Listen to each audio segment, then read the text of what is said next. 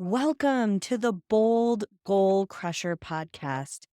For anyone looking to stop letting life get in the way and start crushing bold goals. I'm your host, Sarah Mayer, and I'm thrilled to navigate this journey with you because it's time to start boldly achieving without working double time. So let's dive in. Hello, bold goal crushers. I am super excited today to introduce you to one of my friends who I now am going to be best friends with her husband as well for the show today. And I think you're going to really enjoy having a couple's perspective. So let's jump in. From the outside looking in, Corey and Rosemary Lewis may be described as high school sweethearts turned real estate moguls, but there's so much more beneath the surface. Both Chicago natives, this is how I knew instantly I was going to like them. Corey has always dreamed of a life of entrepreneurship and had a vision beyond what he even knew to be possible.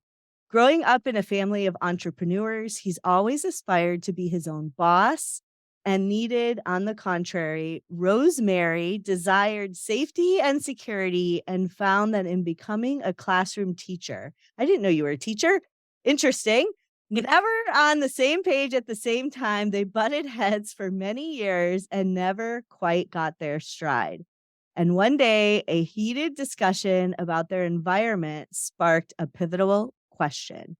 Are we in Chicago because we know it or because we love it?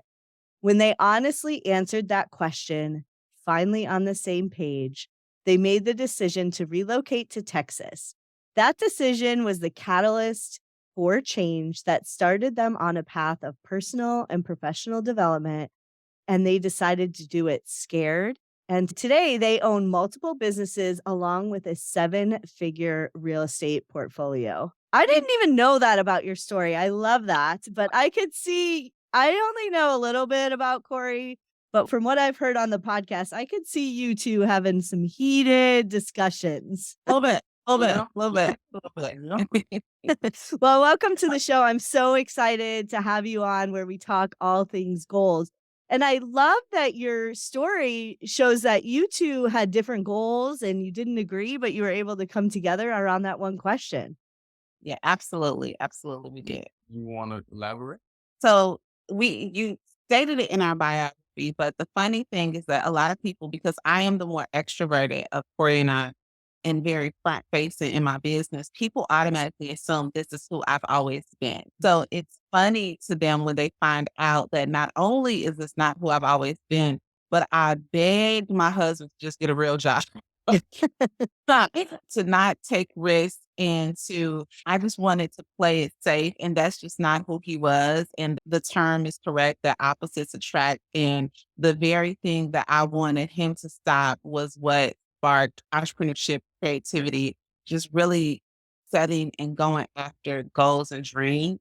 And I'm saying it like it's all beautiful, but definitely been a lot of ups and downs, but I'm so grateful for the journey. I love it. I'll leave it there. I love it. And so many people, myself included, set out to start a business, to leave their 9 to 5, to do something, maybe even not in that path, but something that's different or maybe what can be considered a risk. And they have a spouse or a family member who says, when are you going to get a real job? Or, oh, in 1910, my uncle lost his business and he never recovered. So you probably won't either. And I think it's really one of the things when you are a couple that's difficult is being on the same page with risk, especially when it comes to family. You have a family. So how are we going to feed our kids? Yep.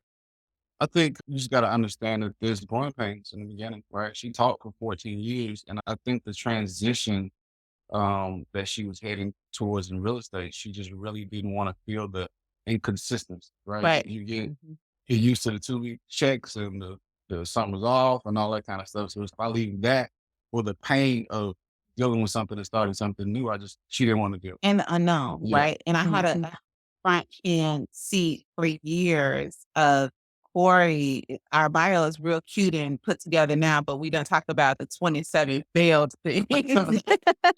Plus one. All of the things that we tried that didn't work out. And now I can look back and say, like, I understand why those things didn't work out. One being that it just really wasn't what we were called to do.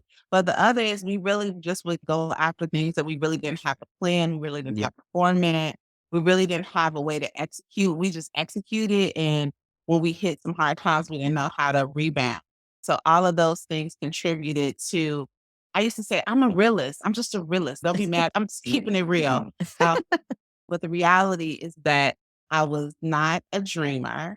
And we have a little story about when he first challenged me to dream and had to get out of my own way. And luckily, in that transition of me getting out of my own way, I didn't deter him, right, from building because I wasn't a mean spouse, but I definitely was not a willing participant, where I would support you because we married, but I wasn't a willing participant.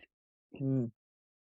I love that. I love that Corey challenged you. I think that's interesting because I think sometimes the challenges come from outside. I love that he challenged you to dream. How were you open to that first or?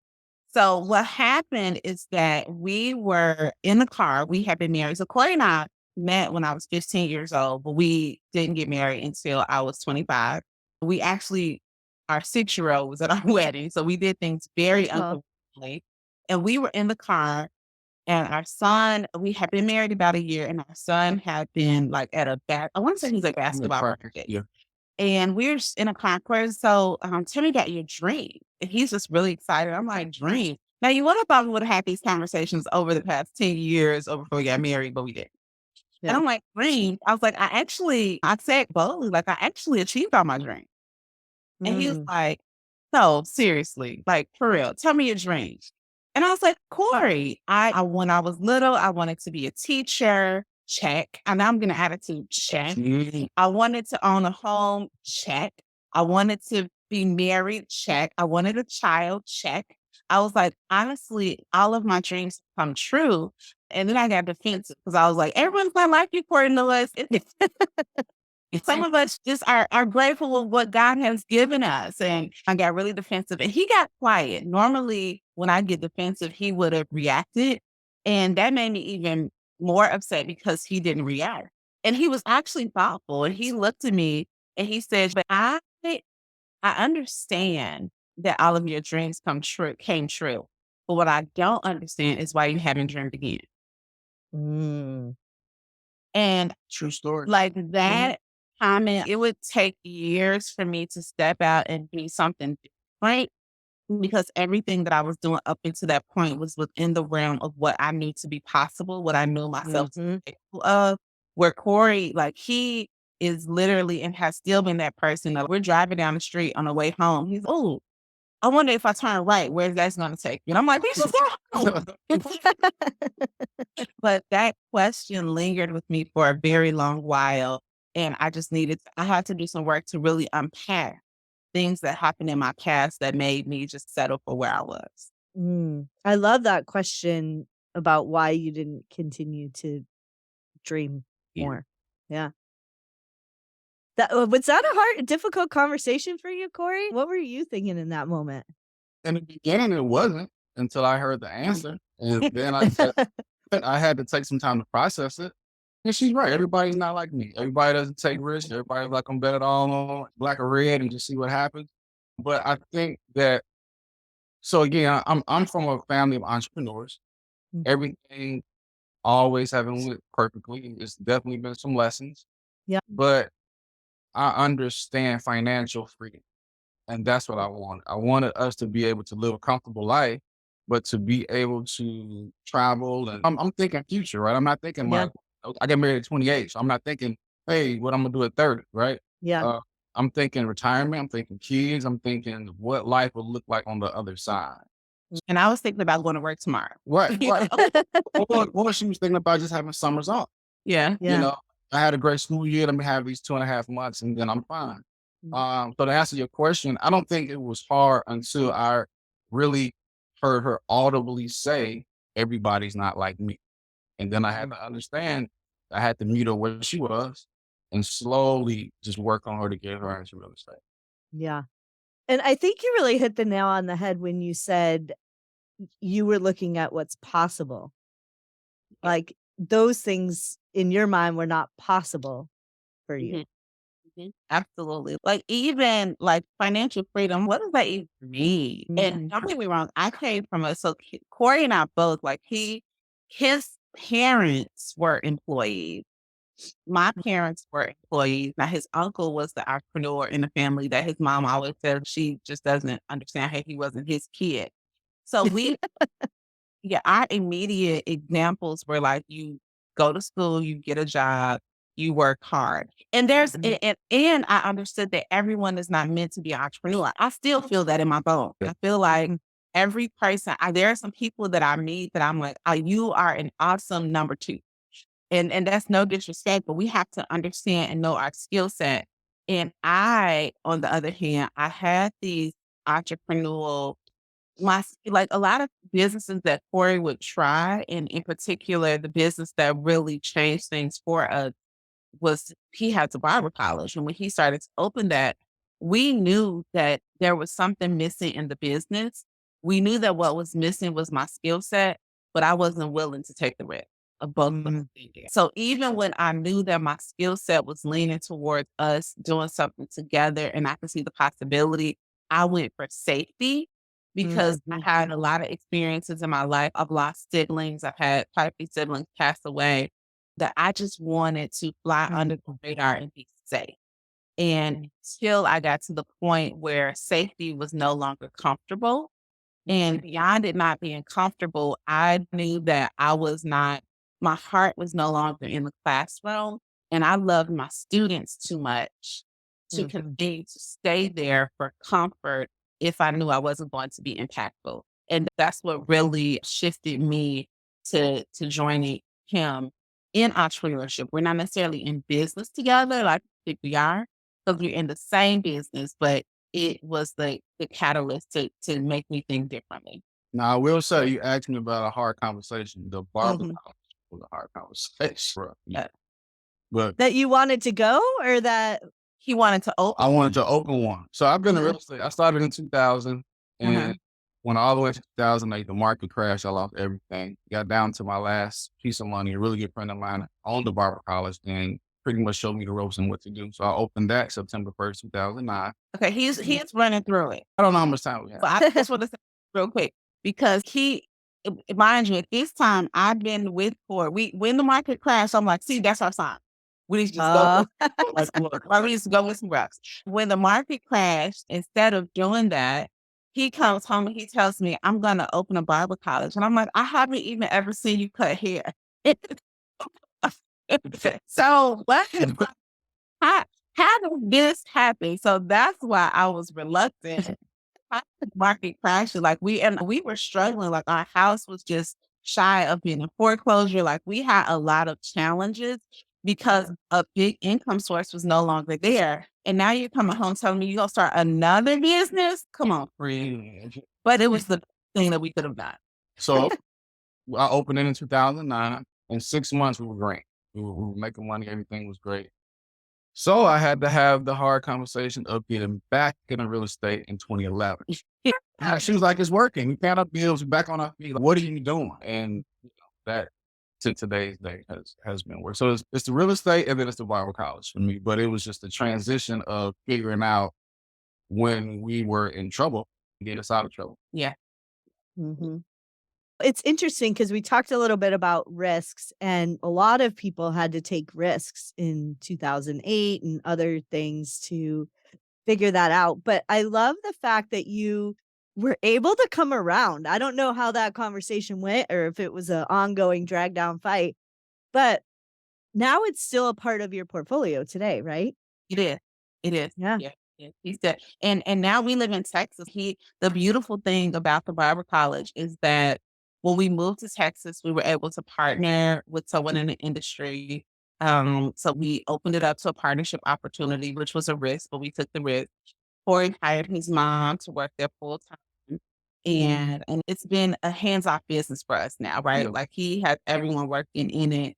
And now it's just another source of income for our family. But more importantly, he was able to employ his mother. And I think no, Tomorrow. tomorrow is her last day. He's actually retiring his mom. Yeah. There 10 years. She retires tomorrow.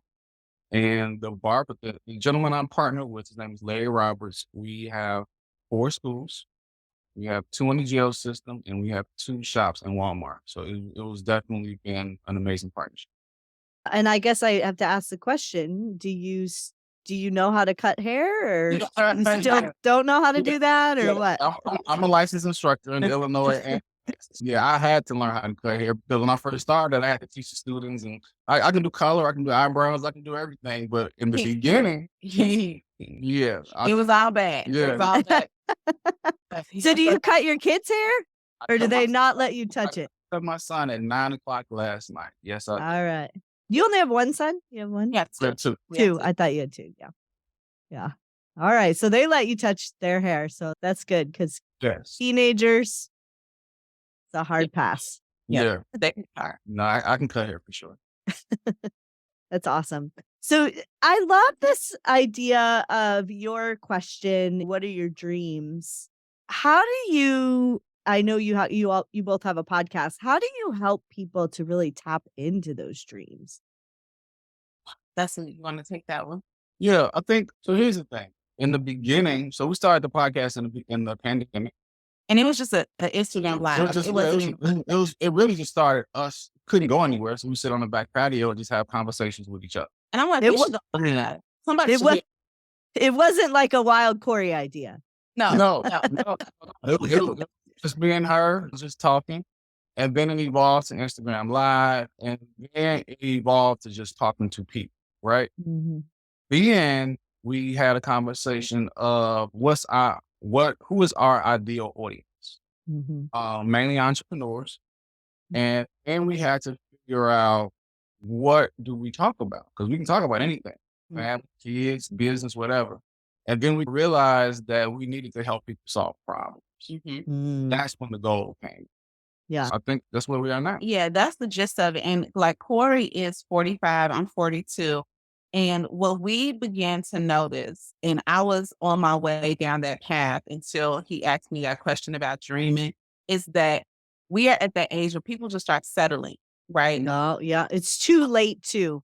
Yeah, Absolutely. it's too late. And settle for mediocre marriages, settling for just running the kids around, settling for a job they don't like, just thinking. And then what we will find, and what we even looked at with our parents while we loved them, is that sometimes people think that magically something's going to happen when you're like 60 Mhm. and you're going to be happy. Magically, you're going to want to go on a date with that spouse that you've ignored the whole 18 years your kids are around. Or magically, your finances are going to change. And our thing is, no, we want to start educating our demographic right now.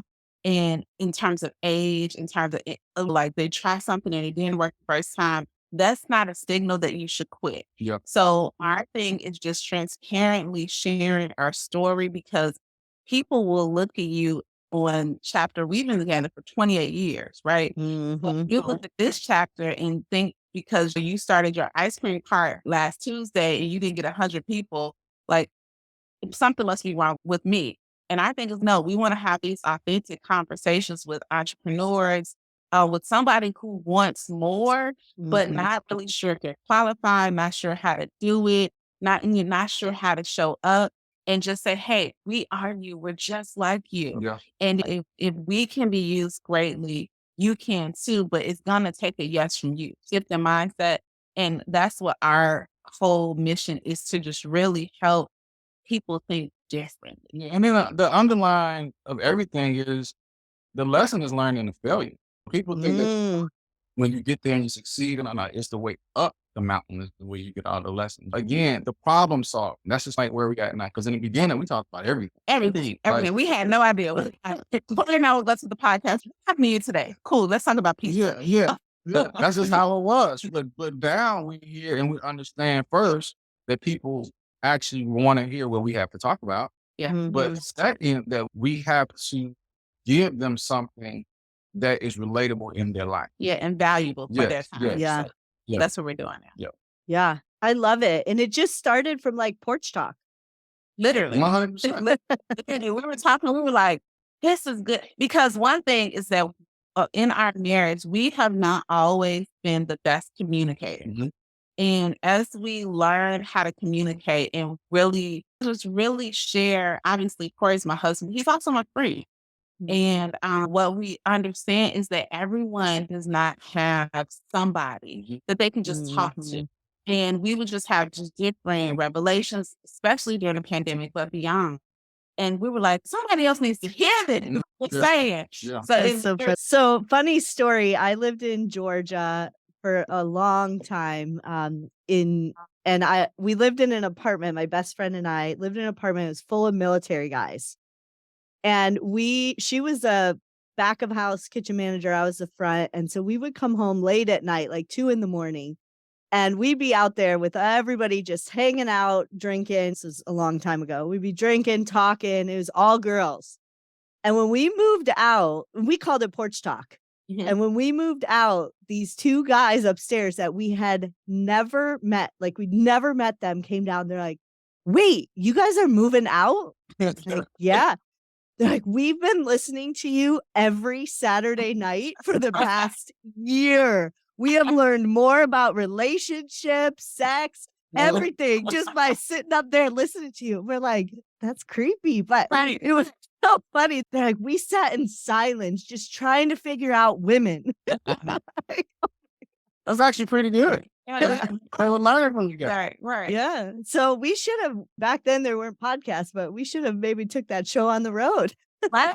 Because what you learn is that I think in life, a lot of us discount our skill set. We discount relationships. And we just think that everyone has the Knows same that. experiences. Yeah. And everyone does not. And unfortunately, and especially as it relates to entrepreneurs and even marriage, we're not like to be transparent about marriage because we see people throwing in the towel because they feel like they're the only ones who have this tension. And not that we don't want you to ignore the tension, right? We want you to have the tough conversations, but respectfully learn how to communicate, but let you know that you are not alone, right? Yeah. So Mhm. I don't want you to think that something must be wrong with your relationship or your business or your child. But a lot of people think that because no one is talking transparently and Yeah. saying, hey, this is really what it looks like or has looked like for us. I think for me, and let me tell you the magical thing about what we're doing and what you're doing is we're creating content, right? But you never know when it reaches somebody or when Mhm. somebody like you just don't. It's not like you get a notification every time somebody clicks your video, right? Yeah, they might just be up on the top of the porch creeping on you and you have no idea. Right. I met a guy about 6 weeks ago in a cigar lounge for mastermind. And it was just crazy how he was like, "Yeah, I watch your podcast." I'm like, "Okay, cool." And he literally pulled out his phone and he had a video of him, his wife, and his kids in the living room watching Eagle Talk. And I was like, "That is amazing," because I never would have thought that. You know what I'm saying? Yeah. Like anybody, not that you wouldn't think it, but it's man, you're reaching so many people, even with your platform, right? You just never know when somebody 6 months from now will pick up this conversation and get something from it. Yeah. That's when it becomes like really amazing. Yeah. And I think there's this value in real people sharing their real lives. I Yeah. think for a long time, it was all produced. A lot of things that people were consuming was very produced and fake. Like when Instagram came out, it was it's still, that's the Instagram post and this is real life. Perfectly curated things, right? Yeah. It's interesting because Rosemary and I met in Digital Course Academy with Amy Porterfield. And a lot of people, you mentioned this, compare your chapter 32 to their chapter 1. And I love Amy and she has some great content out there, but she still has on her YouTube one of the very first videos that she ever did. And she's in this background. There's like a door. You can see into her hallway. It's so awkward.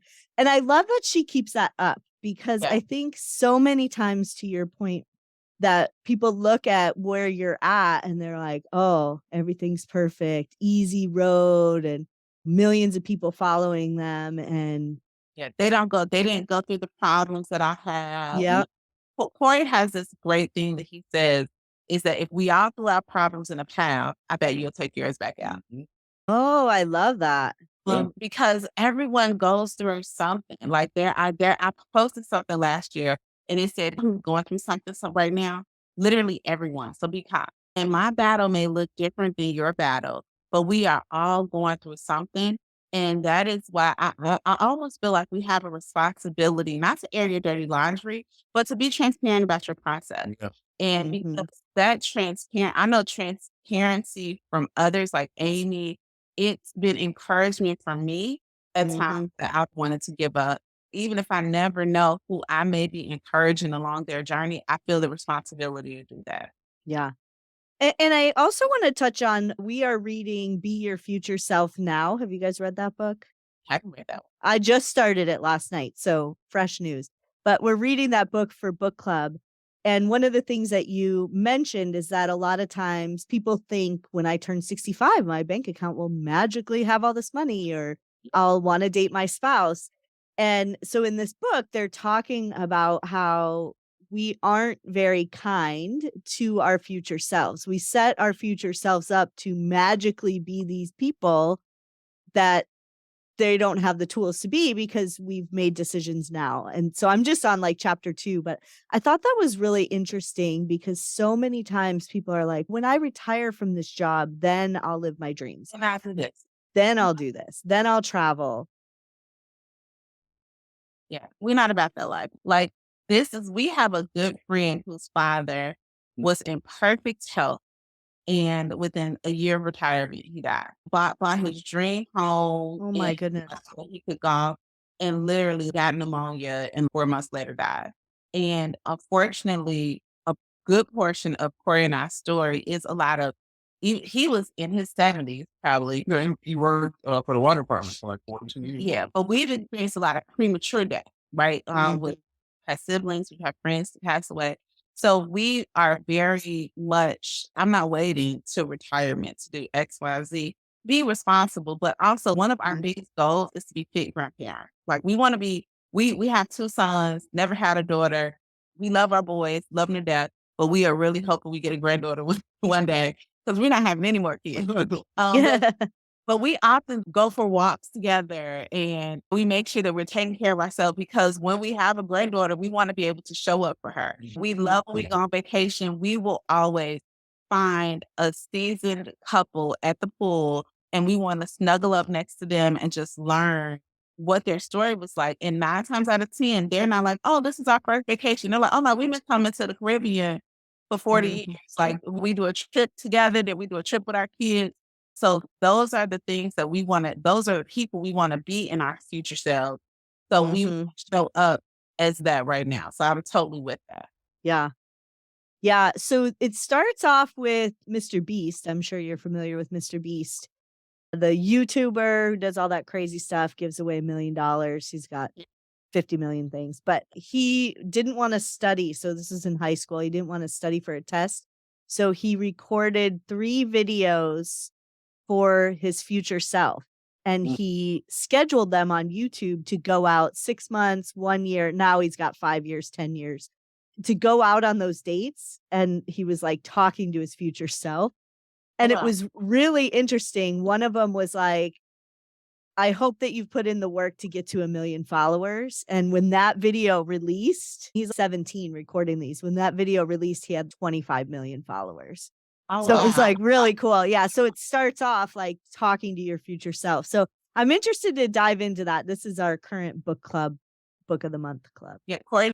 All right. It's been great talking to you. I think you just are the coolest couple, but this is the deal breaker question that I need to ask of whether or not you guys are truly my buddies from Chicago. Cubs or Sox? Hate to let you down. Ready? Yeah. Neither. Oh, okay. That's good. So that's good. we've never been really big Sports sports people. She says we're a fan of the party. You know, Yeah, if you whoever the invite me to party. your whoever is throwing the party, I'm a fan of your team. Yeah. Okay, good. All right. I don't have to be heartbroken. But the answer to that question is always socks. Okay, Okay. stop that. Yeah. Yeah. So I was on this tour and they were talking about how the Cubs were ridiculous for trying to get their logo added to the Chicago flag when they won. And somebody on the thing was like, yeah, because they're the only team that's ever won. And the whole Sox boat, it was like it was a boat, the architecture to it. And everyone's like reading the history of the Sox. And we're like, we did not ask to be put on the flag. Right. Great question, though. Yeah. Really good question. All right. If somebody's listening to this and they're like, we need to have more Rosemary and Corey, how do they find you and what could they expect? Yay. We have a podcast called Eagle Talk with Team Lewis, Lewis. So we are on YouTube, we're on all the podcast platforms that and that is our name on Instagram, Eagle Talk with Team Lewis. Yeah. Or is it Eagle Talk Podcast? It's one or the other. But we'll put it in the show notes. We'll give it to Sarah, but definitely Eagle Talk with Team Lewis is where you can find us on all podcast platforms and YouTube. Yes. And what could they expect, Corey, if you were to sum it up in one sentence? It's changing again. We're going to our targeted audience. So we're talking finance. We're talking future. More importantly, she taught me habits. We're talking habits to get to your goals and what you're trying to do. Again, we're solving problems for people, but we're identifying just the different things and habits that you need to do in your daily life and life reporting and yearly goals. I love it. And I think you can expect some real talk. Yeah. You two don't seem like the type that are going to sugarcoat anything. Not a lot of fluff. Yeah, No. not at all. Do we get some insight into your tips? It's a lot of tips. We have heated discussion. We really don't fight anymore. Yeah. But you definitely see the dynamics of our relationship. Yeah. And that's nothing but God, like just the way that we have been able to grow and evolve, because a lot of the things that used to cause us to compete against each other or not mesh are honestly compliments now. So you definitely hear some different of opinions, but it's not Real Housewives. So Yeah. I just think we figured out how to communicate without taking it personal. yeah. You know? Ooh, I love it. Sure. Yeah. Yeah, that's a gift. I've really enjoyed this conversation. I feel like there are so many listeners out there that are in the same boat. They're either not dreaming or they're dreaming and somebody else is not on the same page with those dreams. So I hope, bold goal crushers, you get out there and really start to dream about what your future can be and know that there are people out there that can help you get there. So it's time to get to it. Thank you guys for being on the show. It was so great to connect with you. Thank you. Thank you. Thank you. We appreciate you. Yeah. Have a good one. All right, you too. Thank you for tuning in to the Bold Goal Crusher podcast, where we crush goals and everything that gets in the way. I look forward to seeing you crush your goals this year.